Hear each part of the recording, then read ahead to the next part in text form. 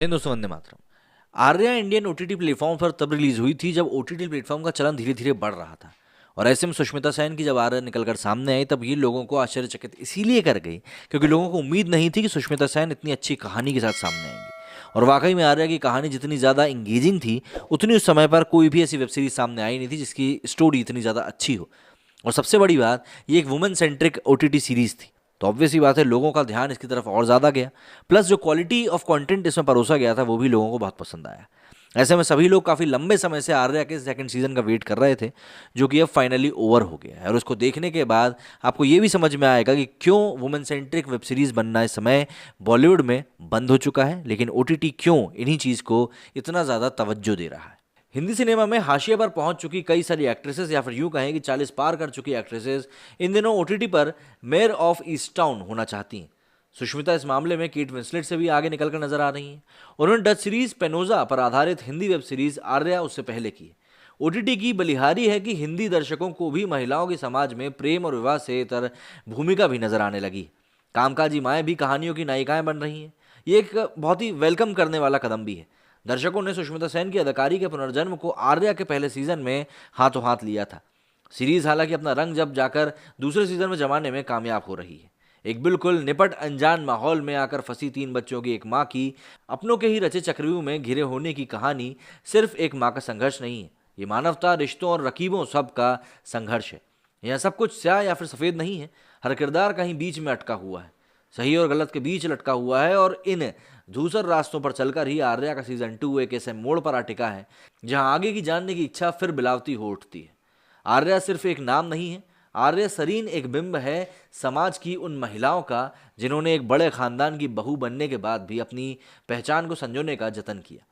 कारोबारी घरानों के ग्लैमरस चेहरों के पीछे कितनी बदसूरतें छिपी होती हैं, ये इस कहानी का असली मर्म है। हर रिश्ते की एक अलग ही कहानी है और उस कहानी को आगे चलकर एक अलग ही दोहे में, सोल्ठे में, छंद में या फिर चौपाइयों में गढ़ा जा सकता है। आर्या को उसका भरोसेमंद पुलिस अफसर विदेश में वापस ले जाने तो आ गया, लेकिन उसकी सारी कोशिशों पर पानी तब फिर जाता है जब आर्या अपना अलग ही रास्ता पकड़ने के लिए निकल पड़ती है। अपनों के खिलाफ पुलिस उसे इस्तेमाल करना चाह रही है और पहले से ही अपने खिलाफ हो चुके अपनों को बचाने के चक्कर में आर्या ने अब पुलिस को भी अपने खिलाफ कर लिया है। जान देने की कोशिश करने में किसी तरह बची अवसाद की शिकार बेटी और दोनों बेटों की ढाल बनने की कोशिश करती आर्या खून भरी मांग की नायिका नहीं है। वो सीढ़ी दर सीढ़ी अपराध की दुनिया के इस तहखाने में उतरती है और आखिर में पता चलता है ये कहानी अभी खत्म नहीं हुई है, कहानी तो सिर्फ अभी शुरू हुई है। कोई 5 साल तक कैमरे से दूर रहने के बाद सुष्मिता सेन ने आर्या के पहले सीजन में दमदार वापसी करी थी। इस किरदार को लेकर सर्वश्रेष्ठ अभिनय के 7 पुरस्कार जीतने के बाद वो अपनी इस हर बातचीत में दोहराती हैं कि अदाकारी सुष्मिता की रग रग में। कैटरीना कैफ की शादी की बात छिड़ते ही जिस अदा से वो सिर नीचे झुकाकर सवाल पूछने वाले को अपनी आंखों की सच्चाई पढ़ने से रोकती है, वो उनकी निराली अदा है। असली कलाकार ऐसा ही होता है, वो हर वक्त अभिनय ही करता है, कैमरा ऑन हो या फिर ना हो। सुष्मिता ने इस तरह की अदाकारी कराने के लिए पूरा क्रेडिट राम माधवानी की उस कैमरा प्लेसिंग को जाता है जिसने किसी कलाकार को अपने किसी खास देह भाग को अभिनय के लिए अलग से उत्साहित नहीं रखना होता। यहाँ कैमरा कहाँ है अक्सर कलाकार को भी पता नहीं होता। वेब सीरीज आर्या के दूसरे सीजन में भी सुष्मिता फिर से इसीलिए कमाल करती हुई नजर आती है। लेकिन वेब सीरीज आर्या की असली चमक इसकी गैलेक्सी के दूसरे सितारे हैं। जयंत कृपलानी का फ्रेम में होना ही इसकी दमक को बढ़ा देता है। आर्या के तीनों बच्चे वृत्ति वघानी, वीरेन वाजिरानी, प्रत्यक्ष पवार अद्भुत अभिनय करते हैं। अवसाद के शिकार बेटी के रूप में वृत्ति काफ़ी अच्छा काम करती हुई दिखाई देती है, तो वीरेन की मैच्योरिटी उसके अभिनय के स्तर को दर्शाती है। आकाश खुराना, गीतांजलि कुलकर्णी और अंकुर भाटिया अपने अपने किरदारों में पूरी तरह से मंझे हुए नजर आते हैं। दर्शक बीच बीच में नमित दास और चंद्रचूड़ सिंह को मिस तो करते हैं, लेकिन सिकंदर खेर और विश्वजीत प्रधान दर्शकों का ध्यान भटकने नहीं देते। एक विश्वस्त सिपह सलाहकार के तौर पर सिकंदर ने फिर से एक बार अपनी छाप छोड़ी। उम्र के साथ अपने अभिनय को भी निखार ही रहा है और अब समय है कि उनको लीड किरदार वाली कोई वेब सीरीज या फिर मूवी मिलनी चाहिए। विश्वजीत प्रधान एक अलग ही रंग में है, उनके चेहरे से उनके किरदार का काइयापन खूब झलकता है। कई बार तो उनमें शक्ति कपूर का अक्स भी उभरता हुआ नजर आता है। अगर टेक्निकल रूप से बात करें तो वेब सीरीज आर्या ठीक ठाक है। लेखकों की लंबी चौड़ी फौज होने के चलते इसका प्रभाव तीसरे एपिसोड के बाद थोड़ा बहकता दिखाई देता है, लेकिन कहानी और पटकथा आखिर तक आते आते मैनेज हो ही जाती है।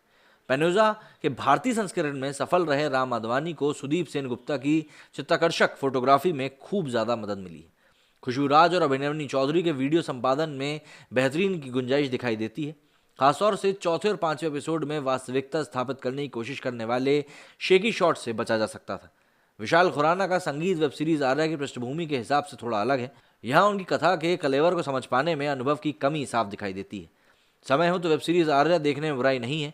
ये कहानी आखिर तक आपको अपने साथ बांध के रखेगी, ये बात तो तय है। लेकिन हाँ, एक बात इसके साथ ये भी तय है कि ये वेब सीरीज देखने के बाद इसके अगले सीजन को देखने की जिज्ञासा भी आपकी बढ़ जाएगी।